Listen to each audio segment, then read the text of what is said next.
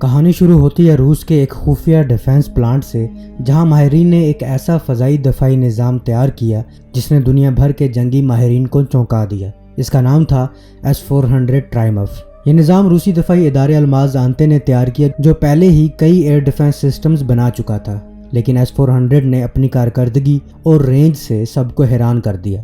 S-400 ایک ایسا mobile air defence system ہے جو بیک وقت کئی اہداف کو نشانہ بنانے کی صلاحیت رکھتا ہے۔ یہ سسٹم مختلف اقسام کے میزائل استعمال کرتا ہے، جن میں شارٹ رینج، میڈیم رینج اور لانگ رینج میزائل شامل ہوتے ہیں۔ اس کی خاص بات یہ ہے کہ یہ ایک ساتھ 36 اہداف کو ٹریک اور 72 میزائل داغنے کی صلاحیت رکھتا ہے۔ یہ سسٹم دشمن کے جنگی طیاروں، بیلسٹک میزائل، کروز میزائل اور یہاں تک کہ ڈرونز کو بھی مار گرانے کی طاقت رکھتا ہے۔ اس کا ریڈار 600 کلومیٹر تک کے علاقے کو کور کر سکتا ہے، جبکہ اس کے میزائل 400 کلومیٹر دور دشمن کے طیاروں کو نشانہ بنا سکتے ہیں۔ S-400 کی ریڈار ٹیکنالوجی اتنی جدید ہے کہ یہ اسٹیلتھ طیاروں جیسے کہ امریکہ کے F-35 کو بھی دیکھنے اور نشانہ بنانے کی صلاحیت رکھتی ہے۔ اس میں N6E91 نامی long range surveillance radar, N6E92 fire control radar اور ملٹی فنکشن کمانڈ پوسٹ شامل ہوتے ہیں۔ ایک سسٹم عام طور پر 8 لانچر وہیکلز پر مشتمل ہوتا ہے۔ ہر لانچر میں 4 میزائل موجود ہوتے ہیں۔ یہ تمام کمپوننٹس موبائل ہوتے ہیں، یعنی ٹرک پر رکھے جاتے ہیں اور کسی بھی جگہ آسانی سے شفٹ کیے جا سکتے ہیں۔ یہی بات S-400 کو ایک خطرناک ہتھیار بناتی ہے۔ دشمن یہ جان بھی نہیں پاتا کہ کہاں سے حملہ ہونے والا ہے۔ جب روس نے S-400 متعارف کرایا تو دنیا کے کئی ممالک نے اس میں دلچسپی ظاہر کی، لیکن سب سے زیادہ خبروں میں آیا انڈیا کا فیصلہ۔ سال 2018 میں انڈیا نے روس کے ساتھ $5.4 ارب کا معاہدہ کیا، جس کے تحت اسے 5 S-400 یونٹس ملنے تھے۔ یہ معاہدہ امریکہ کی جانب سے پابندیوں کی دھمکیوں کے باوجود کیا گیا۔ انڈیا نے اپنے اسٹریٹجک مفادات کو ترجیح دیتے ہوئے روس سے S-400 خریدنے کا فیصلہ کیا۔ پہلا یونٹ دسمبر 2021 میں انڈیا کو موصول ہوا اور فوری طور پر اس کی تعیناتی پنجاب کے علاقے میں پاکستان کے قریب کی گئی، تاکہ اگر کبھی سرحدی کشیدگی بڑھے تو یہ لاہور، سیالکوٹ اور دیگر پاکستانی شہروں سے اڑنے والے طیاروں کو ہدف بنا سکے۔ دوسرا یونٹ چین کے خلاف تعینات کیا گیا، اروناچل پردیش اور لداخ کے قریب، تاکہ چین کی فضائی نقل و حرکت پر نظر رکھی جا سکے۔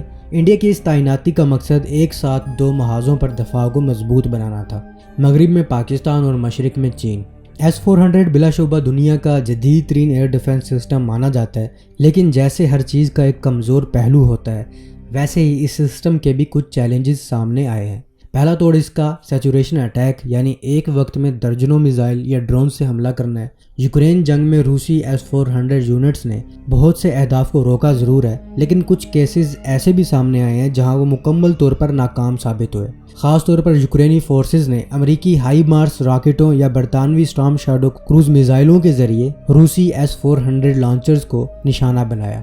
ستمبر 2023 میں کرائمیا میں یوکرین نے روسی S-400 لانچنگ سسٹم کو تباہ کیا۔ سیٹلائٹ تصاویر اور آزاد ذرائع نے اس کی تصدیق کی کہ کم از کم ایک S-400 یونٹ مکمل طور پر ناکارہ ہو چکا ہے۔ اس حملے نے یہ واضح کر دیا کہ اگرچہ S-400 بہت طاقتور ہے، لیکن جدید جنگی تکنیک اور سمارٹ میزائلز اسے مات دے سکتے ہیں۔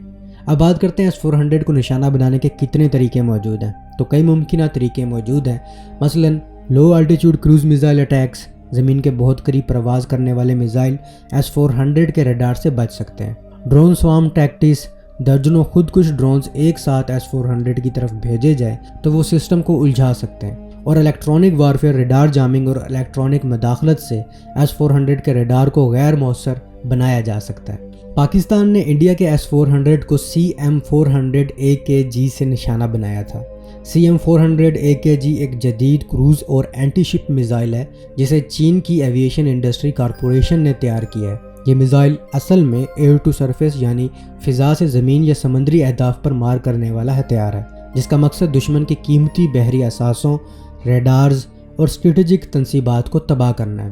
یہ میزائل بنیادی طور پر چینی فضائیہ کے جنگی طیاروں کے لیے بنایا گیا تھا، لیکن بعد ازاں اس کی برآمدی ورژن کو بھی فروغ دیا گیا اور اسی کے تحت اسے پاکستان کو بھی فروخت کیا گیا۔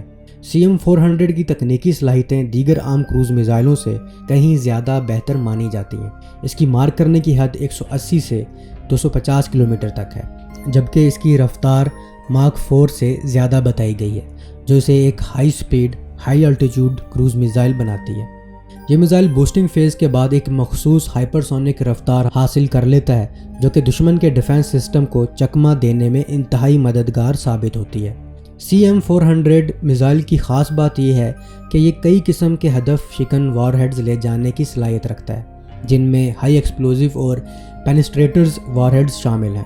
یہ اسے دشمن کے مضبوط اور کنکریٹ سے بنے بنکروں یا زیر زمین تنصیبات کو بھی نقصان پہنچانے کے قابل بناتا ہے۔ اس کی گائیڈنس ٹیکنالوجی میں انرشل نیویگیشن سسٹم کے ساتھ ساتھ GPS اور ریڈار ہومنگ بھی شامل ہے، جو اسے ایک فائر اینڈ فارگیٹ ہتھیار بناتی ہے۔ خاص طور پر ریڈار ہومنگ ورژن دشمن کے ریڈار سسٹمز جیسے S-400 کے خلاف ڈیزائن کیا گیا ہے تاکہ وہ خاص طور پر ان کے ریڈار سگنلز کو لاک کر کے خود کو گائیڈ کر سکے۔ پاکستان نے CM-400 AKG کو چین سے 2013 اور 2014 کے درمیان حاصل کیا، لیکن پاکستان نے اس سے پہلے کبھی بھی پبلکلی کنفرم نہیں کیا تھا۔ لیکن اس ریسنٹ لڑائی میں پاکستان نے باقاعدہ اسے JF-17 پر ماؤنٹ ہوئے دکھایا۔ یہ میزائل پاکستان کے JF-17 تھنڈر بلاک 2 اور بلاک 3 طیاروں کے ساتھ انٹیگریٹ کیا گیا ہے، جس کے لیے الگ سے سافٹ ویئر اور ہارڈ ویئر ماڈیفیکیشنز کی گئی۔ JF-17 ایک ایسا طیارہ ہے جو پہلے ہی ملٹی رول صلاحیتوں کا حامل ہے، لیکن CM-400 AKG کی شمولیت نے اسے ایک اسٹرائک پلیٹ فارم میں تبدیل کر دیا ہے۔ CM-400 کی رفتار اور رینج اس کو یہ موقع فراہم کرتی ہے کہ یہ دشمن کے سام سسٹمز، بحری جہازوں اور ایئر بیسز پر اچانک اور تباہ کن حملہ کر سکے۔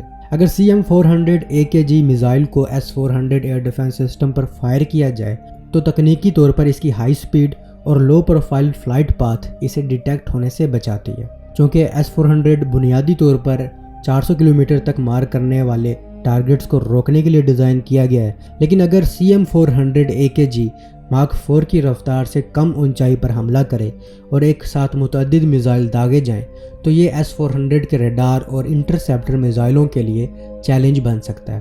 CM-400 AKG کا ریڈار ہومنگ وار ہیڈ S-400 کے N6E91 ریڈار یا N6E92 فائر کنٹرول ریڈار کی برقیاتی شعاؤں یعنی کہ امیشنز کو ڈیٹیکٹ کر کے خود بخود اپنی سمت درست کرتا ہے۔ چونکہ یہ میزائل ایکٹیو ہومنگ کی صلاحیت رکھتا ہے، اس لیے یہ آخری مرحلے میں ریڈار کے سگنلز کو لاک کر کے بالکل اس پر پرفیکٹ نشانہ بناتا ہے۔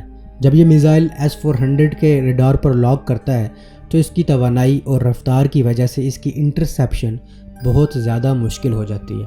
اس میزائل کی ایک اور خاص بات یہ ہے کہ یہ میزائل آخری وقتوں میں بھی مینوورنگ کر سکتا ہے، مطلب آخری وقت میں جب یہ اپنے ٹارگٹس کو ہٹ کرنے والا ہو تب بھی اگر دشمن کا S-400 اس پر اٹیک کرے تو یہ مینوور کر کے اس انٹرسیپٹر میزائل سے بھی بچ سکتا ہے۔ پاکستان نے جب JF-17 تھنڈر پروگرام میں نمایاں پیش رفت کی تو اسے ایسے میزائل کی ضرورت تھی جو طیارے کے محدود صلاحیتوں کے باوجود اسٹریٹجک پنچ مہیا کر سکے۔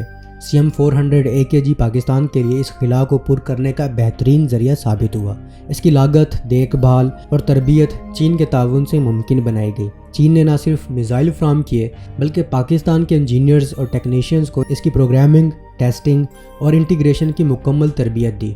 یہ تربیت JF-17 کے نئے بلاک میں ایسے سسٹمز کی کمپیٹیبلٹی کو مد نظر رکھتے ہوئے دی گئی جو نئی گائیڈنس اور فائر کنٹرول سسٹم سے لیس ہوں۔ JF-17 تھنڈر کے لیے CM-400 AKG کا انتخاب دراصل ایک فورس ایکولائزر کے طور پر دیکھا گیا۔ بھارت جیسے ملک کے پاس Su-30، رافیل اور S-400 جیسے جدید سسٹمز موجود ہیں جو روایتی انداز میں انہیں نقصان پہنچانے کے لیے انتہائی مشکل ہدف بناتے ہیں، لیکن CM-400 کی ہائپرسونک رفتار، لو ریڈار کراس سیکشن اور ریڈار ہومنگ گائیڈنس کی بدولت یہ دشمن کے ریڈار سسٹمز خاص طور پر S-400 کو خاص ہدف بنا سکتا ہے اور بنایا بھی ہے۔ S-400 ایک انتہائی جدید اور لیئرڈ ایئر ڈیفنس سسٹم ہے جو مختلف فاصلے کے میزائل استعمال کرتا ہے، جیسا کہ N640 400 کلومیٹر تک، N648 250 کلومیٹر تک، M969 سیریز 40 سے 120 کلومیٹر تک۔ لیکن یہ سب میزائل ایک بات پر منحصر ہیں کہ دشمن کو جلدی ڈیٹیکٹ اور ٹریک کر لینا۔ CM-400 AKG اس تصور کو ناکام بنا دیتا ہے کیونکہ اس کی رفتار ماک 4+ ہے اور یہ love to high altitude manoeuvring کرتا ہے جسے ٹریک کرنا S-400 کے لیے خاص طور پر مشکل ہو جاتا ہے۔ ریڈار ہومنگ کی صلاحیت کے بارے میں خاص طور پر یہ سمجھنا ضروری ہے کہ CM-400 AKG اپنے اندر موجود ایکٹیو ریڈار سیکر کے ذریعے S-400 کے ریڈار کو ڈیٹیکٹ کرتا ہے۔ جب ریڈار کی لہریں کیپچر ہو جاتی ہیں تو میزائل خود بخود اپنی ٹریجیکٹری ایڈجسٹ کرتا ہے تاکہ وہ ان سگنلز کے اوریجن پر جا کر ضرب لگا سکے۔ اس کا مطلب یہ ہے کہ اگر S-400 کا ریڈار آن ہے تو وہ خود ہی ایک ہدف بن جاتا ہے۔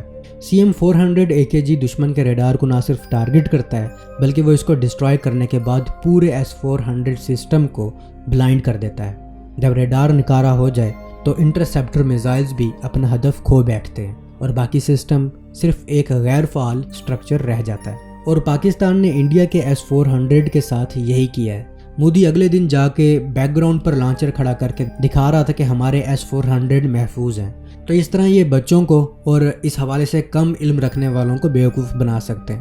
پاکستان نے شروع سے یہ دعویٰ کیا تھا کہ اس نے CM-400 سے انڈیا کا S-400 تباہ کیا ہے، اور CM-400 ریڈار ہومنگ ہے، ریڈار پر ہی جا کر لگے گا نہ کہ لانچر پر، اور ریڈار کو تباہ کرنے کا مطلب یہی ہے کہ آپ کا لانچر بھی کسی کام کا نہیں رہا بلکہ پورا سسٹم ہی کسی کام کا نہیں رہا۔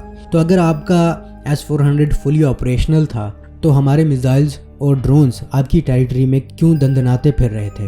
اور اگر آپ کا S-400 سسٹم ناکارہ نہیں ہوا تو آپ کا S-400 radar operator Ram Babu Singh کیا اس دوران دل کے دورے سے مرا تھا؟ تو اب تک کے لیے اتنا ہی۔ امید ہے آپ کو یہ ویڈیو پسند آئی ہوگی۔ ملتا ہوں ایک نئی اور دلچسپ ویڈیو کے ساتھ، تب تک کے لیے اپنے ہوسٹ بلال کو اجازت دیجیے۔ اللہ حافظ۔